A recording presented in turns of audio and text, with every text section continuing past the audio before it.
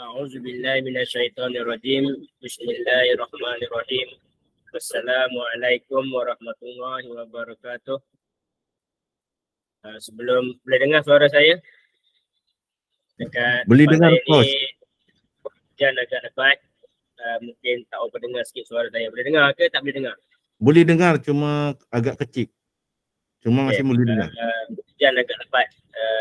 Agak menenggelamkan suara saya sikit. Okey, tanpa saya membuang masa, kita buka majlis dulu dengan umul kitab Al-Fatihah. A'udzu billahi minasyaitonir rajim. Bismillahirrahmanirrahim. Alhamdulillahi rabbil alamin. Ar-Rahmanir Rahim. Maliki yaumiddin. Iyyaka na'budu wa iyyaka nasta'in. Ihdinas siratal mustaqim. Siratal ladzina an'amta 'alaihim ghairil maghdubi 'alaihim waladdallin. Alhamdulillah, bersyukur kita kehadiran Ilahi kerana dengan hikmah dan kurnianya dapat kita bertemu lagi pada minggu yang seterusnya, insya-Allah, pada bulan yang terakhir di tahun 2023, insya-Allah. Semoga segala urusan-urusan kita pada tahun 2023 ni dipermudahkan, dan juga semoga tahun yang mendatang kita dapat menghadapi tahun yang mendatang 2024 ni dengan lebih cemerlang lagi. Okay. So insyaAllah pada malam ini kita akan membicarakan tentang dua juga topik, di mana topik yang pertama akan dibentangkan oleh Ustaz Sinar Ruqyah, jenis-jenis penyakit menurut Ruqyah Syariah, dan juga sesi kedua akan dibentangkan oleh saya yang bertajuk Rumah Berhantu, di mana kita akan kupas dari segi tajuk ciri-ciri rumah yang bermasalah dan cara untuk kita pulihkan dia. So berkemungkinan besar juga ini juga adalah kuliah terakhir untuk sesi 2023. Pada tahun sesi 2024 tu kita perlu bincang-bincangkan balik semula sebab Google Meet yang berbayar ni akan tamat dia punya subscribe dia pada awal bulan 2. So pada awal bulan 2. Dan yuran tahunan Google Premium ni sebanyak almost 400.5 selama setahun. Okay. Pada tahun 2023 Google One Premium ni telah disponsor oleh salah seorang ahli grup Telegram. So sebab tu kita boleh berjalan sepanjang tahun, insya-Allah. So untuk tahun 2024 kita tengok dulu keadaan macam mana. Tanpa saya membuang masa, saya menyerahkan majlis kepada Ustaz Sinar. Cuma hari ini saya betul-betul akan tamat pada pukul 11 sebab saya ada kes emergency pukul 11. So pukul 11 saya ada sesi rawatan. So saya pun dah memang standby di pusat rawatan. So untuk sesi malam ni kita memang kena tamatkan pada pukul 11 sebab saya ada pesakit pukul 11. Okey, tanpa saya membuang masa, saya serahkan majlis kepada Ustaz Sinar untuk memulakan sesi pertama. Okey, slot pertama. Terima kasih, Coach. Alhamdulillah Rabbil Alamin. Bersyukur kita kepada Allah kerana dipertemukan lagi pada majlis ilmu pada malam ini. Semoga majlis ilmu kita ini dirahmati Allah, dan jika mengikut hadis Nabi, di mana ada majlis ilmu, para malaikat akan datang turun berkumpul melihat majlis ilmu tersebut. Dan sedar tak sedar kita dah dekat penghujung 2023, dan sedar tak sedar kuliah kita ni, kuliah mingguan online, saya pun kadang-kadang terkejut juga. Rupanya dah lebih setahun. Kita anjurkan dah lebih setahun. Sebab yang berbayar ini dah setahun dah. Dan sebelum kita kuliah berbayar, kita ada kuliah Google Meet secara percuma. Tapi waktu itu tidak ada rakaman. Sebab belum lagi kita melanggan. Waktu itu Google Meet benarkan kita bersiaran lebih dari sejam tanpa perlu bayaran. Dan cuma kita tidak ada kelebihan, boleh direkam. Kalau yang Google Meet berbayar ini boleh direkam. Dan kita boleh ulang kaji semula, tengok rakaman di YouTube channel Coach Kamarul Miftahus Salam. Jadi pada malam ini saya akan menyampaikan tajuk jenis-jenis penyakit menurut ilmu ruqyah syariah. Sebenarnya tajuk ini adalah ringkas sahaja, nampak slide seperti banyak. Sebenarnya dia adalah ringkas. Sebahagian itu adalah contoh-contoh saja. Jadi saya buka slide pada malam ini.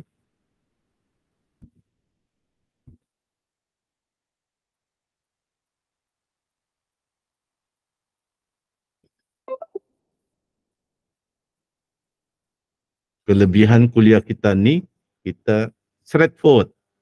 Disampaikan dalam bahasa yang mudah faham. Tapi ilmu-ilmu yang kita ajar ni adalah ilmu-ilmu yang ada dalam kursus, ada dalam buku, dalam kitab-kitab advanced level, tapi kita sampaikan dalam bahasa mudah faham untuk kemudahan para peserta yang pelbagai golongan. Ada yang mungkin memang peruqyah berpengalaman, ada tu baru mengenali dunia ruqyah, ada tu pesakit, ada tu keluarga pesakit. Jadi malam ini kita seperti biasa straightforward, terus kepada intipati, mukadimah tidak perlu panjang. Tajuk kuliah kita, kuliah saya pada malam ini adalah jenis-jenis penyakit menurut ilmu ruqyah syariah. Disampaikan oleh saya yang dikenali dengan nama pena, nama komersial, nama glamour, Sinar Ruqyah pada Disember tahun 2023. InsyaAllah mungkin tahun depan kita dapat bertemu lagi dalam kuliah online pada tahun 2024. Jadi kita teruskan slide yang seterusnya.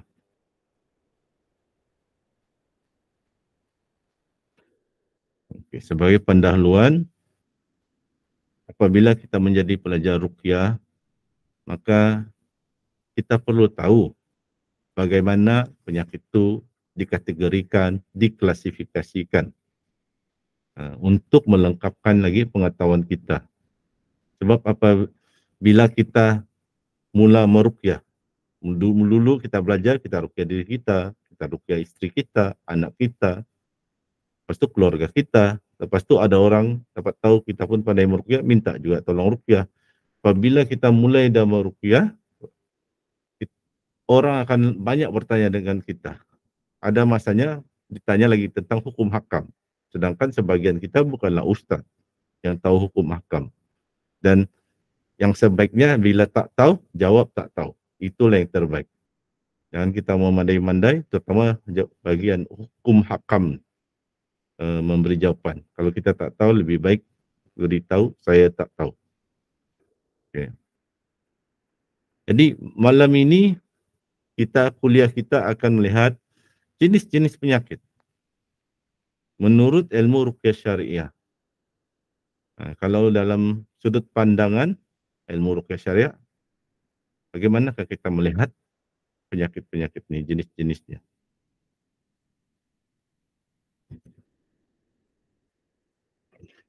Jenis-jenis penyakit seperti yang tertulis dalam kitab-kitab ruqyah ada beberapa. Antaranya, pertama yang disebut penyakit fizikal. Kedua, penyakit psikologi. Disebut juga penyakit mental dan disebut juga sebagai penyakit saraf. Yang ketiga, penyakit yang dinamakan penyakit ruhiyah. Nanti akan diterangkan apa itu penyakit ruhiyah. Dan yang keempat, penyakit gabungan.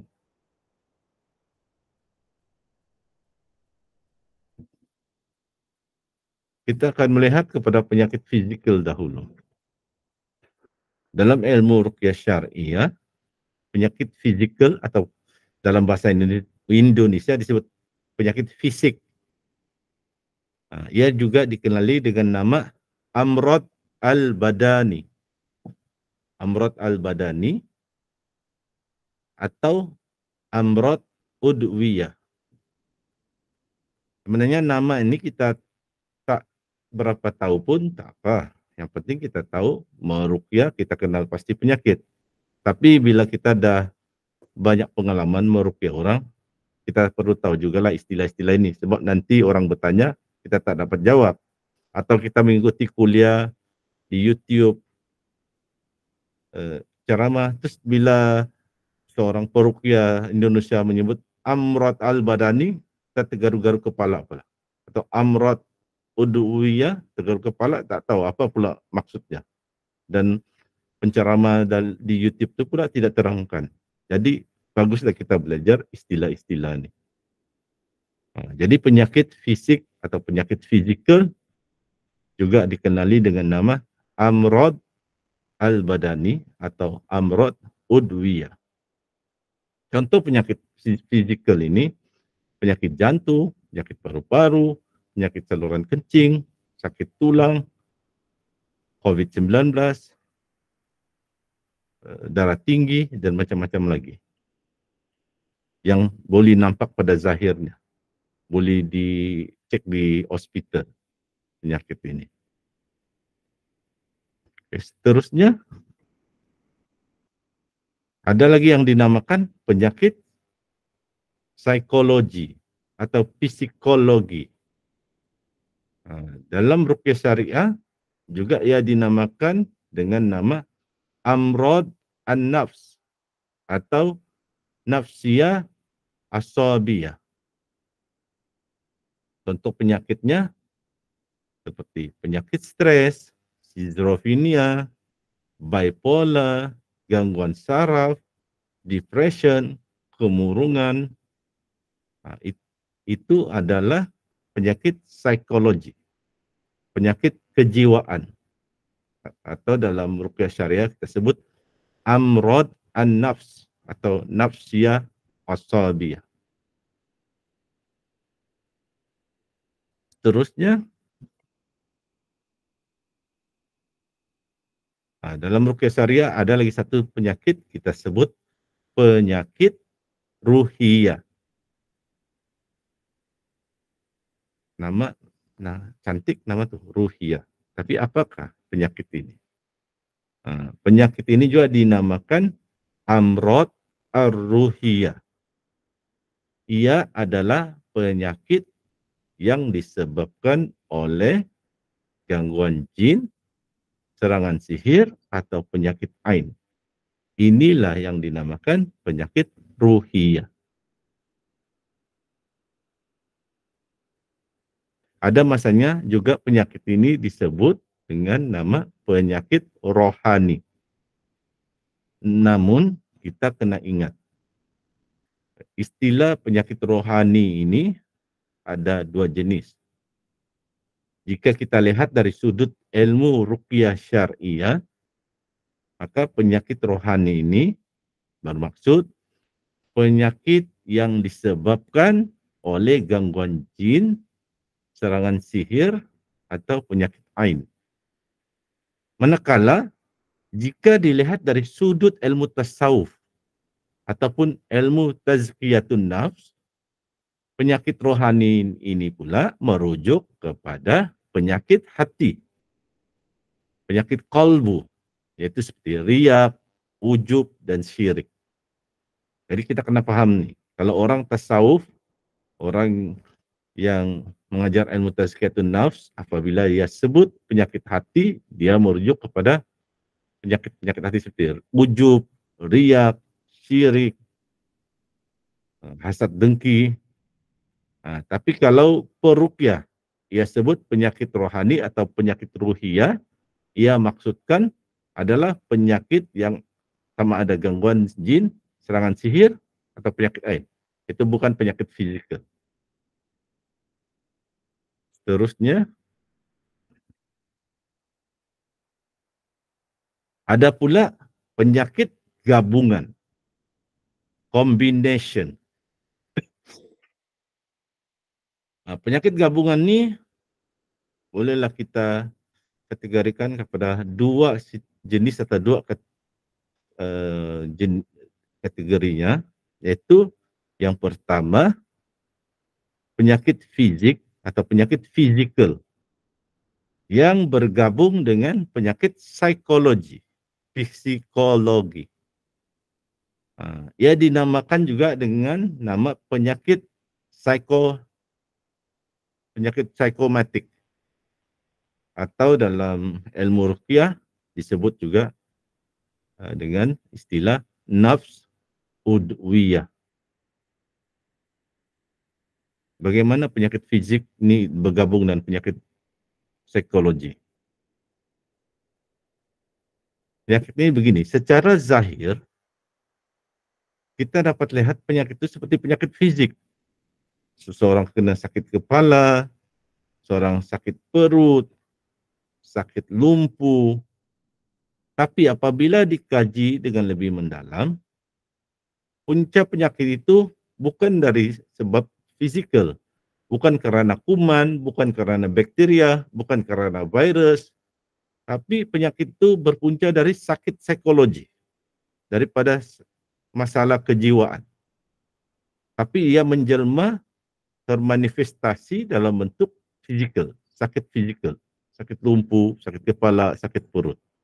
Jadi ini yang dinamakan penyakit psikomatik atau nafs udwiyah. Dia gabungan. Nampak macam fizikal tapi punca asalnya adalah daripada sakit mental, sakit jiwa, sakit psikologi. Satu lagi jenis penyakit gabungan ialah penyakit fisik atau fizikal atau penyakit psikologi yang bergabung dengan penyakit ruhiyah. Ada juga menamakan penyakit ini sama, yaitu nafs udwiyah. Bagaimana keadaan penyakit ini? Yaitu zahirnya kita melihat penyakit fisik atau sakit fisik psikologi. Orang tu ada kena bipolar, kena depression.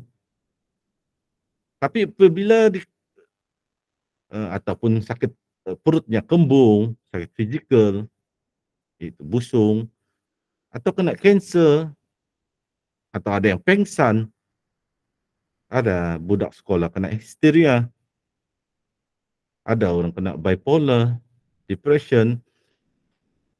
Penyakit ni zahirnya nampak penyakit fizikal atau penyakit mental.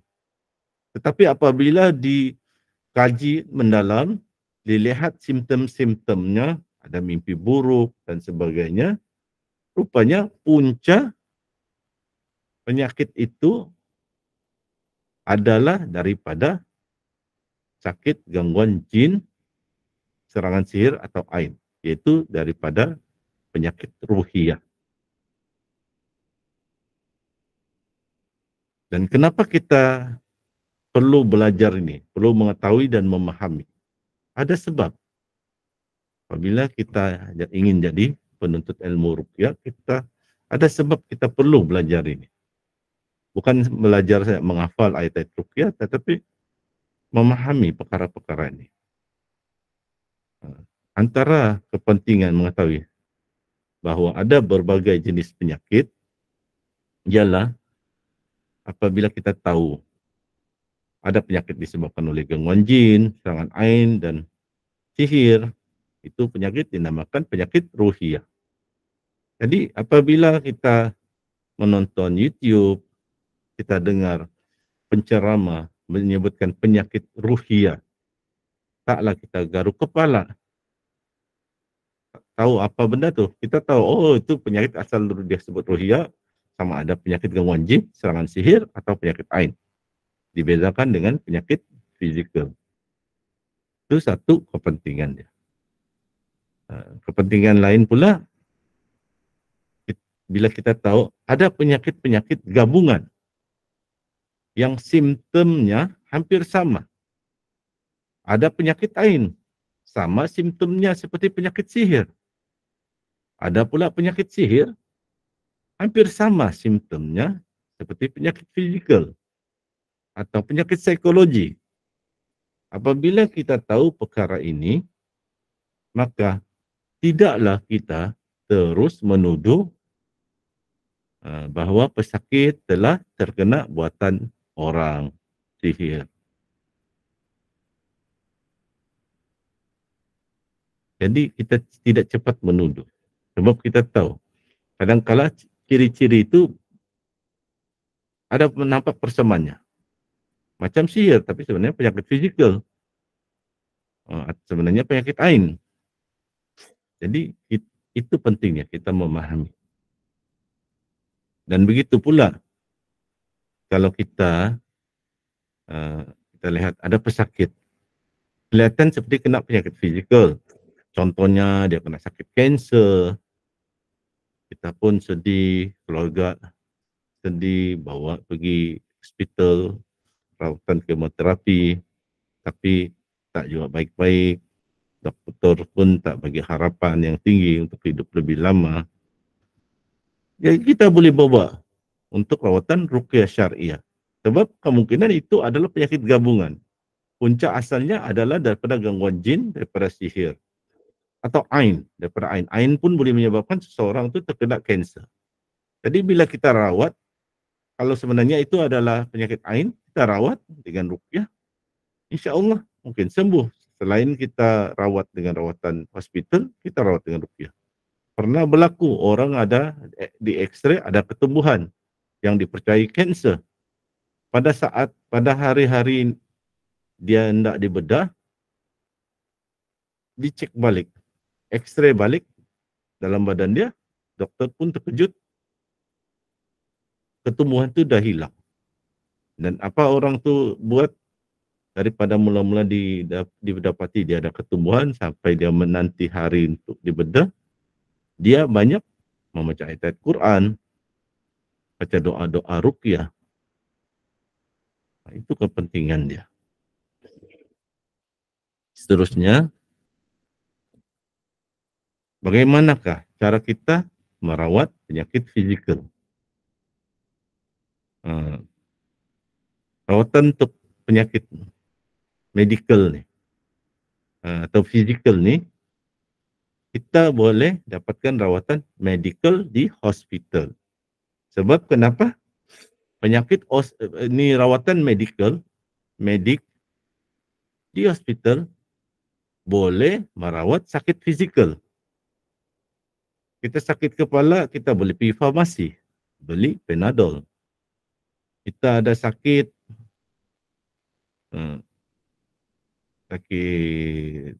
jantung, ke darah tinggi, kita boleh ke hospital untuk dirawat. Memang hospital boleh merawat penyakit-penyakit seperti ini. Maka janganlah sesiapa halang pesakit, keluarganya sendiri kah, sahabatnya kah, atau dia seorang peruqyah, jangan dia halang pesakit untuk ke hospital. Sebab memang perawatan medikal seperti di hospital itu mampu merawat, kata kuncinya merawat penyakit fizikal. Bukan menyembuhkan. Menyembuhkan adalah Allah, bukan kita. Tapi rawatan memang penyakit itu boleh dirawat melalui perawatan medical hospital. Namun sebagai tambahan rawatan hospital, boleh juga kita mendapatkan terapi ruqyah. Apakah ayat-ayat yang boleh dibaca untuk merawat penyakit fizikal? Ayat-ayatnya seperti yang terpapar di skrin Anda. Saya tidak akan sebut satu persatu. Nanti bila dikongsi nota slide ini, bolehlah baca senarai ini dan bolehlah baca ayat tersebut. Dan siapa yang selalu ikuti kuliah dan biasa baca ayat-ayat ini, memang sedarlah ayat ini ayat yang memang biasa dibaca untuk rawatan ruqyah. Dan ia boleh juga dibaca untuk rawatan penyakit fizikal.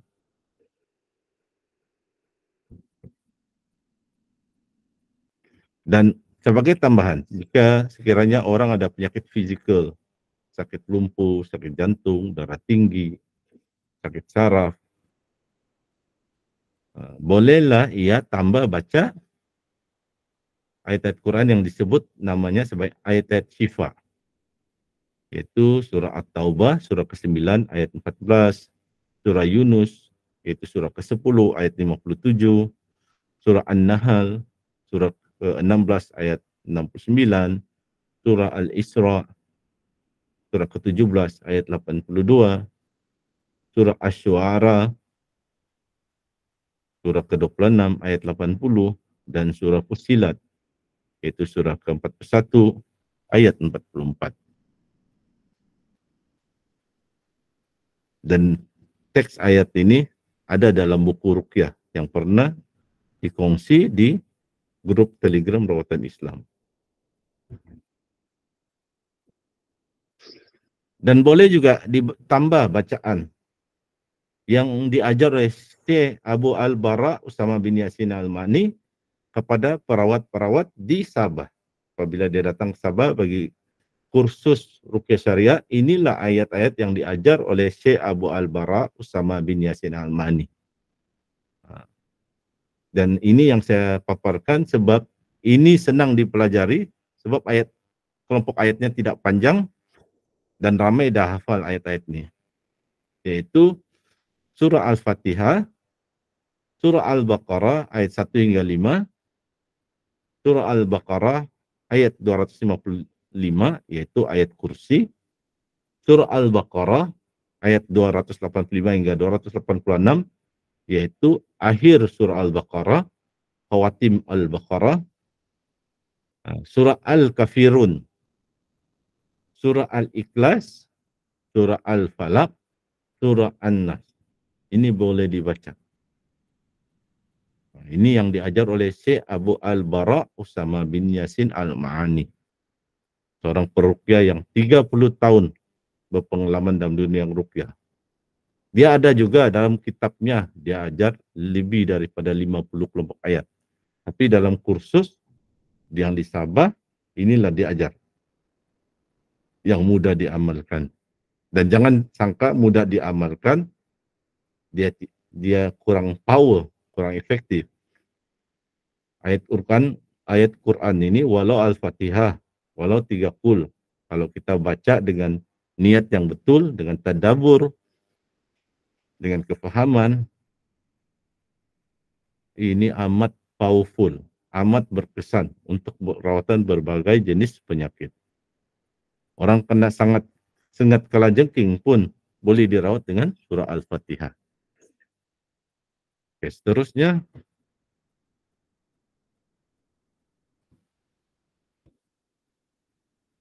kalau kena penyakit fizikal, bagus juga ada sinergi atau ditambah dengan rawatan herba.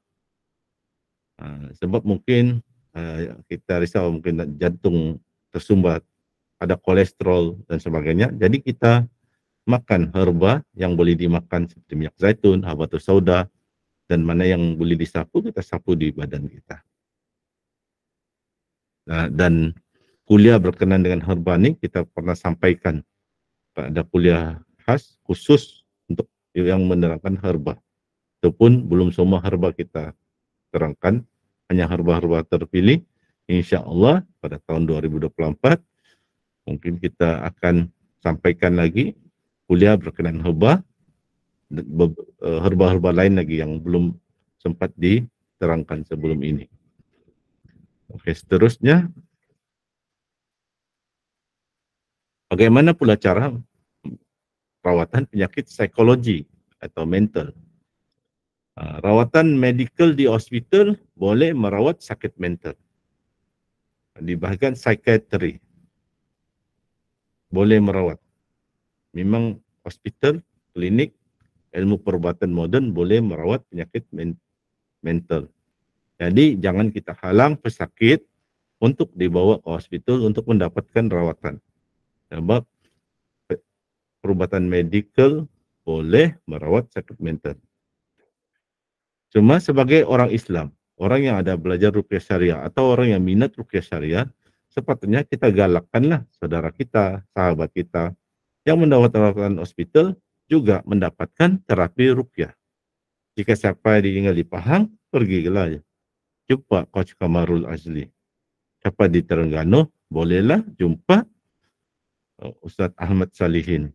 Siapa di Johor, bolehlah jumpa Aki Ahmad Rida atau Ustaz Aidil Bakar yang ada bersama kita pada malam ini. Alhamdulillah.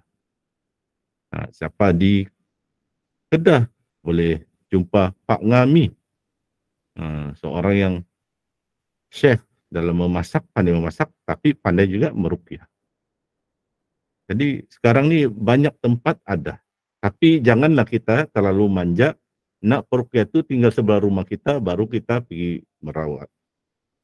Bersyukurlah kalau di negeri kita ada tu peruqyah. Zaman dulu sukar nak cari. Jangan cakap dalam negeri, satu negeri itu pun susah. Sekarang bukan dalam negeri pun banyak, di daerah-daerah tertentu pun dah banyak. Ini orang yang pandai ilmu ruqyah. Kita sendiri pun, bila kita belajar, kita boleh meruqyah diri kita sendiri. Seterusnya, ayat-ayat yang boleh dibaca untuk merawat penyakit mental, seperti yang terpapar di skrin. Tidak akan sebut satu persatu, nanti sendirilah lihat, ulang kaji nanti bila dapat nota slide, dan ceklah teksnya sama ada di kitab Al-Quran atau di buku-buku ruqyah.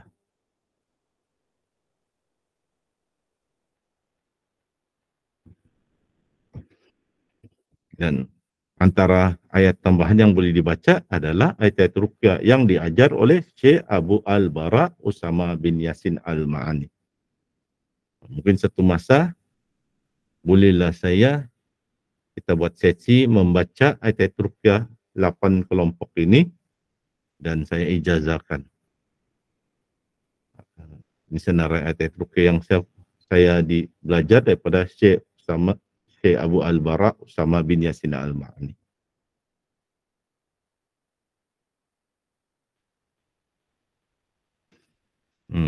Jadi kita teruskan. Terima kasih atas ulasan dan perkongsian pengalaman. Cara rawatan penyakit ruhiyah. Rawatan, di sini kelebihan ruqyah syariah. Rawatan medical. Tidak boleh merawat sakit ruhiyah.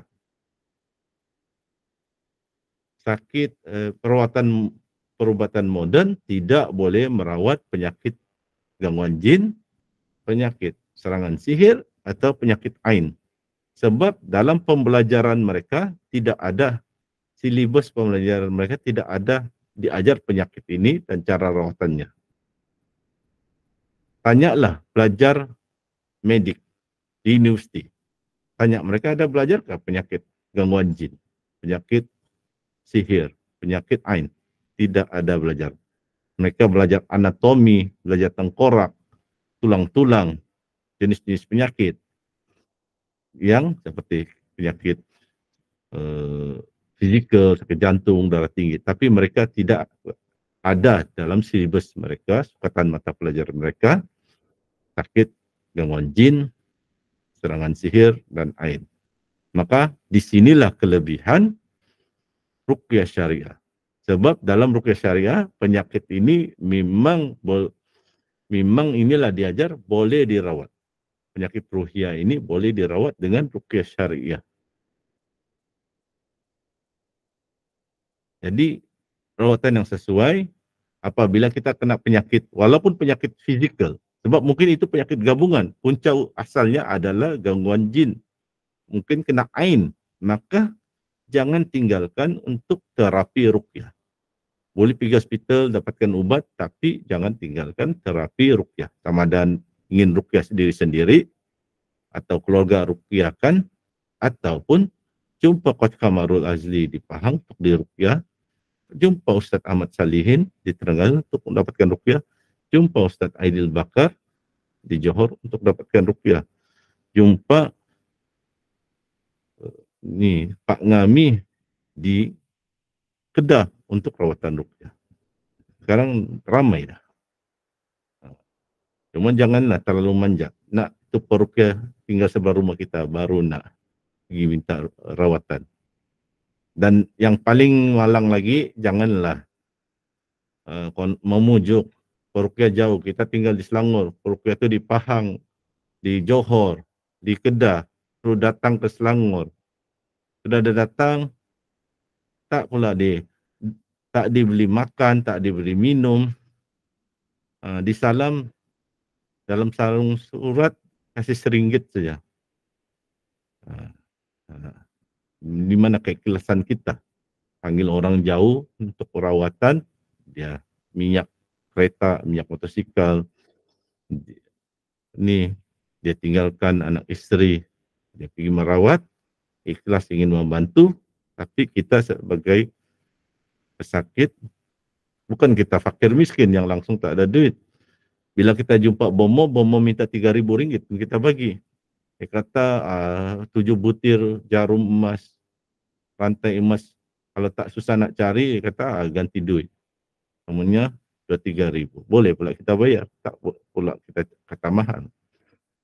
Jadi kita kena ingatlah itu. Jangan terlalu manja, pergilah minta rawatan dan menghargailah perawat kalau kita panggil rawat ke rumah kita untuk rawatan. Oke, seterusnya ayat-ayat yang boleh dibaca untuk merawat penyakit ruhiyah seperti dalam senarai dan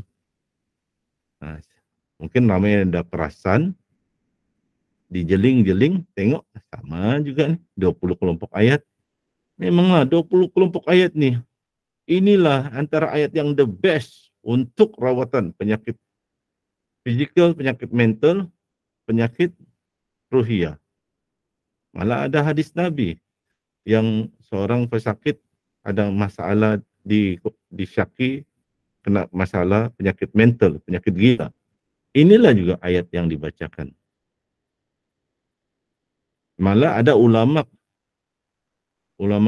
ada mufti dari Brunei dan ada ulama dari Mesir mengajar ayat-ayat untuk rawatan penyakit kanser. Inilah juga ayatnya. Jadi kita saja yang kadang-kadang tidak menghargai ayat ini. Kita pandang selamba saja. Kita rasa macam belum berapa power ayat ini. Sebab kita tak ada pengalaman. Kita baca, kita rasa tidak ada kesan. Sebenarnya ada kesannya, cuma kita tak faham. Tak mendalami, tak berapa faham. Kalau nak faham, selalu ikut orang yang pandai meruqyah. Akhirnya kita akan faham keberkesanan ayat ini. Yang antara yang pentingnya kita kena tadabbur makna ayat ini. Oke, seterusnya ayat-ayat tambahan yang boleh dibaca lagi adalah seperti yang diajar oleh Syekh Abu Al-Bara Usama bin Yasin Al-Mani, yaitu 8 kelompok ayat seperti yang tertera di skrin. Jadi setakat itu kuliah saya pada malam ini, kuliah di penghujung tahun 2023. Kesimpulannya, apa yang diajar dalam kuliah ada pentingnya. Mungkin kepentingan itu tidak terlihat serta-merta. Macam tadi, kita belajar istilah-istilah penyakit. Buat apa nak tahu istilah penyakit? Yang penting sembuh dari penyakit. Tapi ada kepentingannya. Nanti akan datang, kita akan dapat rasai juga ada kepentingannya. Mungkin tidak sekarang, tapi akan datang. Kesimpulannya begitulah, pengetahuan berkenaan jenis-jenis penyakit penting untuk memahami ilmu-ilmu selanjutnya, topik-topik selanjutnya dalam ruqyah syariah. Maka ingatlah apa yang diajar dalam kuliah ini dan kuliah-kuliah yang lalu. Dengan itu tamat kuliah saya pada malam ini, tajuk ini, dan saya akan tutup slide sebelum saya serahkan kepada Coach Kamarul. Oke.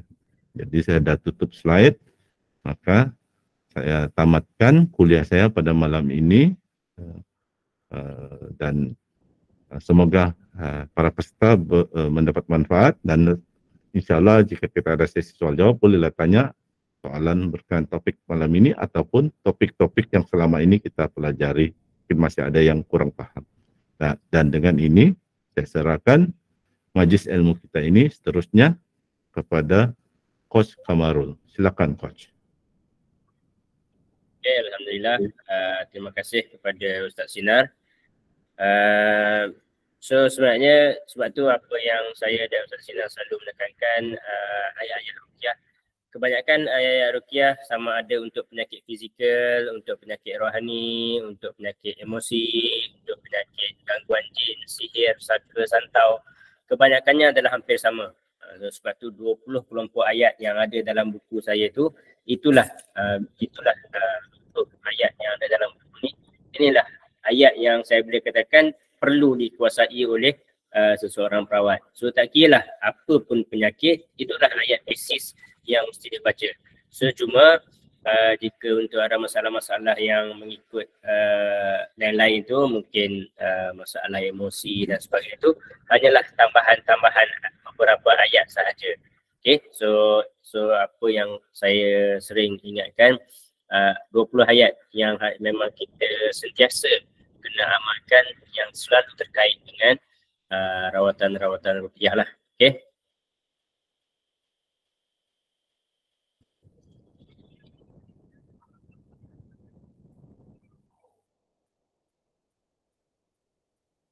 Okay, saya hari ini akan membincangkan tentang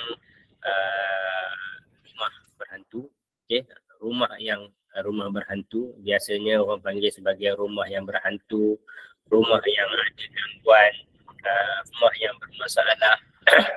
Okay, so antara tanda-tanda, okay, tanda-tanda yang biasanya berlaku pada rumah yang bermasalah ni, tanda-tanda yang biasanya kebiasaannya rumah ini rumah yang berpenghuni jin ataupun bermasalah ni ada nampak suram, rumah tersebut kelihatan tiada nur, kita nampak macam tak ceria, kita masuk rumah tu mood kita pun rasa down saja.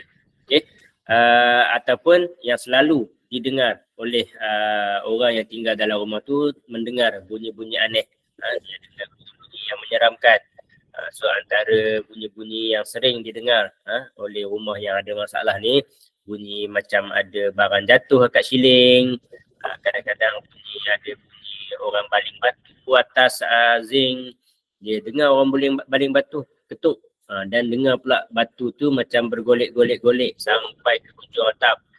Ataupun ada orang bunyi suara-suara pelik, suara-suara seperti orang berdehem, suara orang ketawa, suara orang memanggil nama dia, mendengar suara orang bercakap-cakap. Ada yang juga mendengar suara baby menangis. Kadang-kadang di atas siling ataupun di rumah tingkat atas misalnya, mendengar bunyi tapak kaki, macam ada orang berjalan ke atas. Ataupun yang antara yang benda yang selalu orang dengar adalah dengar bunyi guli. Dengar bunyi guli, orang main guli kat dinding, bunyi macam orang lempar-lempar guli dekat dinding. Okay. Selain daripada tu, rumah yang selalu bermasalah ini juga biasanya terdapat banyak kelawar di atas siling ataupun atap dia. So sebab bila ada kelawar, dah tentulah ada banyak najis-najis kelawar ni. So najis-najis kelawar yang kotor dan busuk ni lah biasanya akan menyebabkan jin suka tinggal di tempat tersebut. Rumah yang bermasalah juga secara kebiasaannya, bila saya pergi ke rumah untuk buat rawatan, untuk pagar rumah, saya tengok kebanyakan rumah juga banyak yang kotor. Rumah tu tak terjaga, berselerak, kain baju berlombok macam tu sahaja. Tak jagalah, maksudnya bila saya masuk bilik ke bilik untuk sembur dan pagar rumah tu, kadang-kadang saya tengok ada najis-najis kucing. Ada sesetengah bilik tu yang saya masuk bau hancing kucing, hancing orang, hancing bau kencing anak dia dan sebagainya. So bila rumah sendiri dah memang kotor dan berselerak macam tu, so memang jin memang sukalah, memang itulah favorite tempat-tempat yang jin akan duduk. Okay. Rumah yang bermasalah juga biasanya dia akan ada banyak gambar-gambar atau patung-patung yang melanggar syariat Islam lah. So kebanyakan rumah ada banyak patung-patung. Patung-patung ni, patung-patung ni sangat-sangat perkara yang memang dilarang. So kalau kata patung ada dalam rumah kita, malaikat rahmat memang tak akan masuk ke dalam rumah kita. So memang ada banyak kes bila saya pergi ke rumah, dia ada barang-barang perhiasan. Barang-barang perhiasan ni dalam bentuk patung-patung, patung binatang ada, patung orang separuh ada patung orang kepala saja, patung macam gambar-gambar orang asli pun ada. So kadang-kadang patung-patung ni lah seolah-olah macam, kalau bila saya pergi rumah tu macam seolah-olah bernyawa, macam dia tengok je saya. Itu perasaan dia lah. Okay, selain daripada tu juga, rumah yang ada bermasalah, rumah yang ada gangguan ni biasanya juga nasi atau makanan cepat basi. Secara fitrahnya kalau kita masak nasi putih di waktu pagi, insyaAllah nasi tu tak akan basi walaupun sampai ke malam. Walaupun kita panaskan semula 2-3 kali, nasi tu tak akan basi. Tapi kalau nasi atau makanan tu cepat basi, ada berkemungkinan rumah tu juga selalu. Selain daripada nasi, lauk-lauk makanan juga cepat basi. Ada semalam ada seorang pesakit saya bagi tahu, dia baru beli telur 1 papan, baru sampai dalam 2-3 hari. Telur 1 papan tu dah rosak habis. Ada yang sayur-sayur, kentang yang dia beli, baru je beberapa hari dah rosak, busuk, berulat dan sebagainya. Okay. Selain daripada itu juga hubungan ahli keluarga yang ada di dalam di dalam rumah tu juga biasanya agak panas, sering bertengkar antara satu sama lain. Ada je tak kena, antara suami dan isteri, antara adik dan abang, antara ahli keluarga yang lain, adik-beradik yang dalam rumah tu sering ada salah faham. Sering ada salah faham yang kecil-kecil hingga melarat ke salah faham yang lebih besar dan sebagainya. So antara yang tanda yang lebih serius lagi, rumah tu selalulah nampak kelibat-kelibat, nampak lintasan-lintasan dalam rumah. Okay. Ada juga setengah kes yang agak teruk lagi, anak dia akan nampak makhluk jin ni duduk di penjuru-penjuru, di sudut-sudut tertentu, duduk di atas almari dan sebagainya. Itu antara ciri-ciri tanda-tanda rumah tu ada masalah lah, berhantu. Okay. So apa yang kita boleh lakukan untuk pagar rumah kita? So ada beberapa kaedah yang kita boleh buat untuk kita pagar. Ini semua kaedah ni adalah apa yang kita boleh lakukan sendiri. Okay, apa yang kita boleh lakukan sendiri untuk memagar rumah kita. So yang pertama sekali, kita boleh melaungkan azan ketika kita pertama kali masuk rumah baru. Okay. Rumah yang dah sedia lama pun boleh jugalah kita azan. Setiap kali kita nak solat, kita azan, kita iqamat. Okay. Sebab Rasulullah SAW bersabda pernah beritahu, sekiranya sebuah bangunan terlalu lama dikosongkan, kalau rumah yang dah tinggal lama, memang akan ada makhluk jin yang akan menghuni tempat tu. Okay, daripada Abu Hurairah bahawa Rasulullah SAW bersabda, apabila dikumandangkan azan, syaitan akan lari hingga terkentut-kentut sampai tidak kedengaran suara azan. Kemudian jika azan telah selesai, ia datang kembali. Kemudian jika iqamat diserukan, maka ia lari lagi. Apabila iqamat telah selesai, ia datang lagi hingga dekat sekali dengan manusia. Syaitan berkata, ingatlah ini, ingatlah itu. So inilah antara satu hadis, satu dalil yang menguatkan azan itu merupakan salah satu kaedah dalam rawatan. Sebab bila kita azan, Rasulullah dah beritahu dah, syaitan akan lari sehingga terkentut-kentut. So kalaulah jin tu dia duduk di dalam badan pesakit, dia tak nak keluar, bila kita azan dekat telinga dia memang tak akan tahan. Dia tak akan tahan dengan azan kita. So dalam rumah kita kenalah selalu azan. So time kita nak solat, kita azan. Ataupun paling kurang time kita nak solat berjemaah di dalam rumah tu, kita iqamat paling kurang pun. Okay. Hadis riwayat daripada Abu Sa'id Al-Khudri radhiyallahu anhu, saya pernah mendengar Rasulullah SAW bersabda mengenai perintah mengeraskan suara azan. Sesiapa pun mendengar suara azan, baik jin, manusia dan makhluk lain, akan menjadi saksi bagi muazzin menyeru azan pada hari kiamat.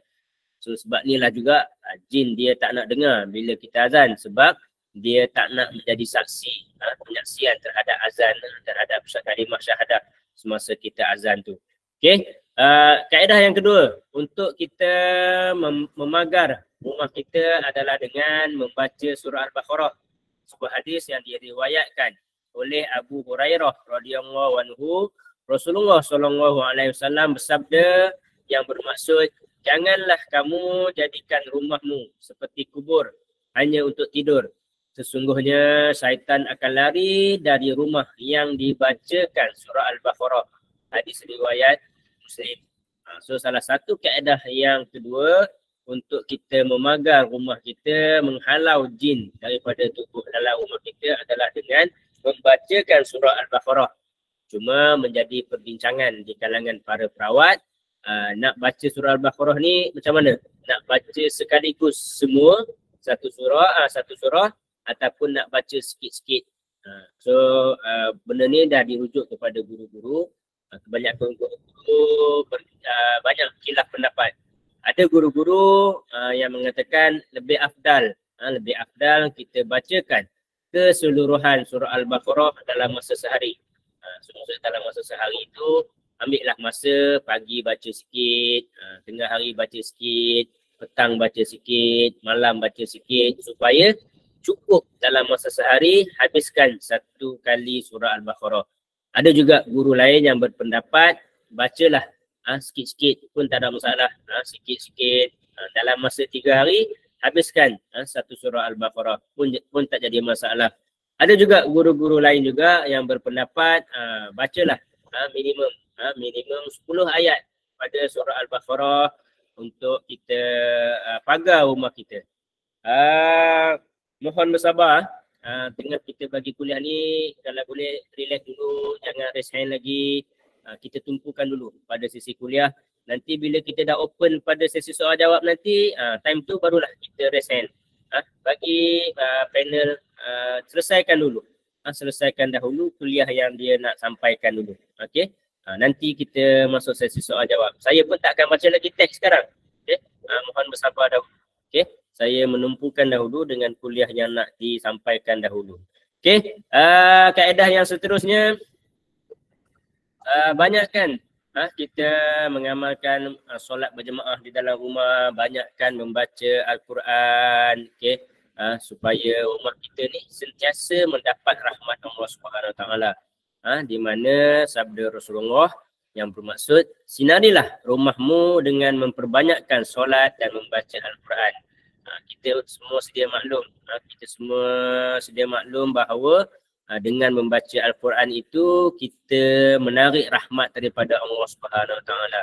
So dengan rahmat Allah inilah, dengan rahmat Allah Subhanahu Wa Taala inilah kita semua akan mendapat syafaat dan kita semua mudah-mudahan dilindungi daripada segala gangguan-gangguan jin dan syaitan. Okey, selain daripada itu juga amalkan membaca surah Yasin. Membaca surah Yasin terutamanya 7 malam pertama. Kalau rumah baru yang kita baru pindah tu, amalkan membaca surah Yasin setiap malam.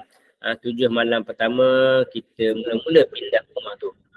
Ataupun bangunan tu lah. Okay. Selain daripada itu juga, kita juga boleh membacakan surah Al-Fatihah, Ikhlas, Al-Falaq, An-Nas, selawat-selawat dan doa dan juga niat untuk pagar rumah. So antara kaedah lain juga, kaedah lain yang diajarkan oleh Ustaz Syarahan adalah dengan membacakan perjanjian Nabi Sulaiman. Okay?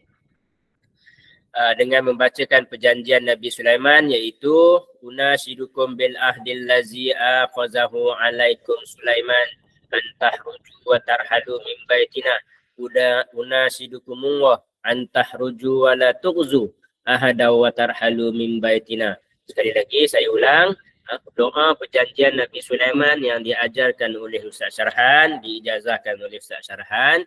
Unasyidukum bil ahdil lazi akhazahu alaikum Sulaiman antahruju wa tarhalu min baitina unasyidukumullah antahruju wa la tughzu ahada wa tarhalu min baitina.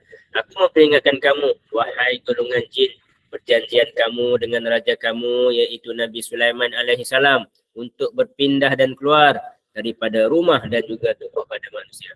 Aku juga memperingatkan kamu wahai golongan jin, perintah Allah Subhanahu Wa Taala supaya kamu keluar daripada rumah dan juga tubuh badan manusia. Itu antara doa-doa yang kita boleh bacakan dalam ikhtiar untuk memagar rumah. Selain daripada itu juga, kita juga boleh memagar rumah kita secara Islamik. Secara Islamik macam mana? So biasanya saya akan membacakan ayat-ayat ruqyah di dalam rumah tersebut. 20 ayat. 20 ayat yang mana yang saya tulis di dalam buku ni, saya akan bacakan kesemuanya di dalam rumah yang bermasalah. So bacaan ayat ruqyah tadi juga saya akan bacakan kepada air. Air untuk kita jampi, dan juga biasanya juga untuk memagar rumah saya akan menggunakan garam kasar. Garam kasar tu 3 kilo, lebih kurang lah, bergantung kepada keluasan rumah, dan lada hitam lebih kurang agak-agak dalam 100 gram. So garam kasar dan lada hitam ni juga saya akan campurkan di dalam besen dan digaul-gaulkan. Air tadi 1 botol tu diletakkan di dalam bekas spray untuk disembur-sembur dan direnjis-renjis keliling rumah. Okay, so garam dan lada hitam tadi kita campurkan dan digaulkan dalam besen. Kemudian air dalam botol dimasukkan ke dalam bekas spray. Kemudian bahan-bahan campuran ni kita bacakan ayat-ayat ruqyah. So kalau saya akan membacakan keseluruhan ayat-ayat ruqyah seperti mana yang saya tulis dalam buku ni. Ada 20 kelompok ayat bacaan ruqyah. Kemudian kita tiupkan pada bahan-bahan tersebut untuk kita pagar rumah lah. Okay, so spray tadi saya akan gunakan air untuk spray di dalam rumah, semburan di sekeliling rumah. Manakala garam bercampur lada hitam pula saya akan gunakan untuk pakai di luar rumah, di tabur sekeliling rumah. So garam dan lada hitam ni saya sangat-sangat jarang untuk tabur di dalam rumah sebab garam ni sifat dia akan cair dan melekit nanti. So mungkin boleh menyusahkan tuan rumah nak basuh, nak cuci dan sebagainya. So biasanya sebelah dalam rumah saya akan spray sahaja, menggunakan spray, dan juga kalau garam dan lada hitam ni saya tabur di luar rumah. Okay, so boleh ikut nota ni nanti, insyaAllah saya akan paste di dalam grup WhatsApp, dalam grup Telegram. Boleh ikut panduan nota saya ni lah. So sebelum kita memulakan spray atau renjis, kita bacakan surah Al-Fatihah, ayat kursi, Yasin 1 hingga 9, 3 kul sambil kita menghadap kiblat, di mana bacaan kita ni perlulah dijaharkan, dikuatkan suara. Kemudian kita azan dengan niat untuk mengusir gangguan jin yang berada di dalam rumah. Kalau kita memang hafal doa Nabi Sulaiman, boleh juga kita tambah dengan doa perjanjian Nabi Sulaiman yang tadi itulah, unasyidukum bil ahdil lazi awazahu alaikum Sulaiman antahruju wa tarhalu min baitina, unasyidukumullah antahruju wa la tungzu ahada wa tarhalu min baitina. Okay, bila kita dah azan, kita dah baca doa Nabi Sulaiman tadi, kita akan mulakan renjis-renjis di dalam rumah. Bermula dengan pintu hadapan rumah, kita akan sembur dan renjis mengikut pusingan jam. Mengikut pusingan jam, mengikut pusingan tawaf, kita akan spray-spray, renjis-renjis di semua dinding-dinding, di langsir-langsir, di sofa, di bantal dia, di selimut dia, kabinet dia. Kalau ada pasu-pasu bunga dalam rumah, saya renjis-renjis di bucu-bucu rumah, keseluruhan rumah saya akan renjis dan spray dengan air kecuali bilik air. So bahagian bilik air kita skip, kita tak spray dalam bilik air.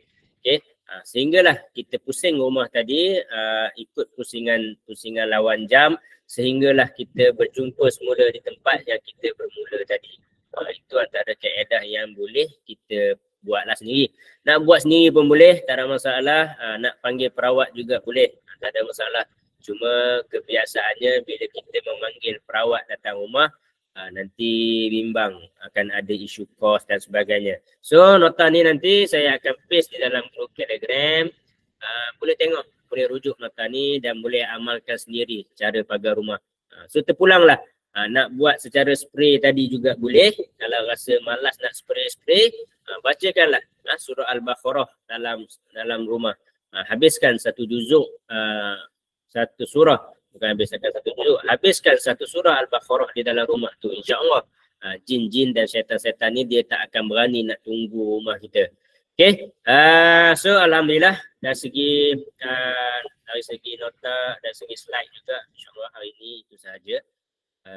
Kita akan buka kepada sesi soal jawab. Okay.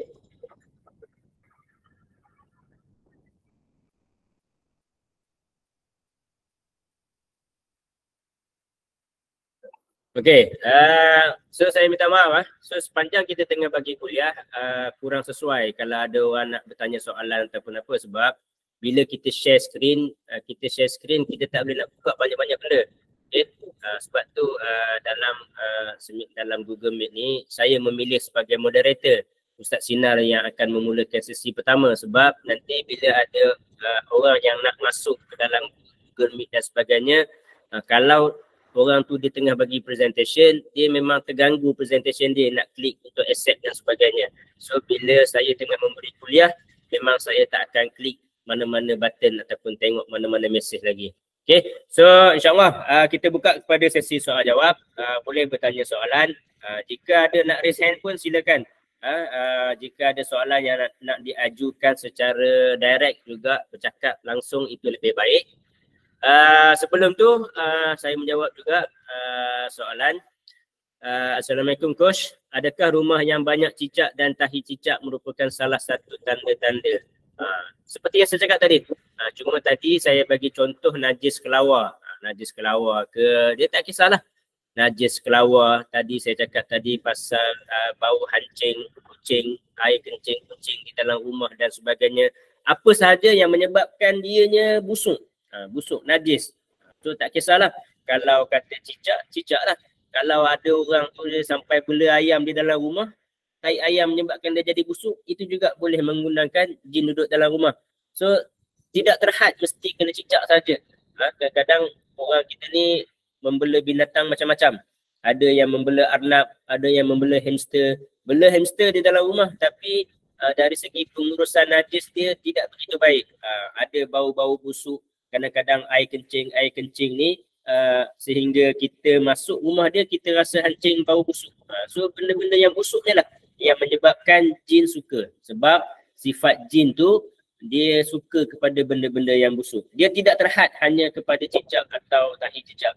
So itu hanyalah sebahagian sahaja. Okay. Saya sambung lagi soalan yang kedua ni sebelum saya bagi ke Ustaz Sinar. Adakah cicak selalu berbunyi? Sebab tu kita membaca Al-Quran juga adalah tanda-tanda rumah itu ada gangguan. Saya rasa bila kita sebut bab tanda-tanda gangguan ni, dia tak boleh merujuk kepada satu tanda. Tuan kena tengok kepada keseluruhan. Bunyi cicak berbunyi itu hanyalah mungkin sebahagian daripada tanda-tanda sahaja.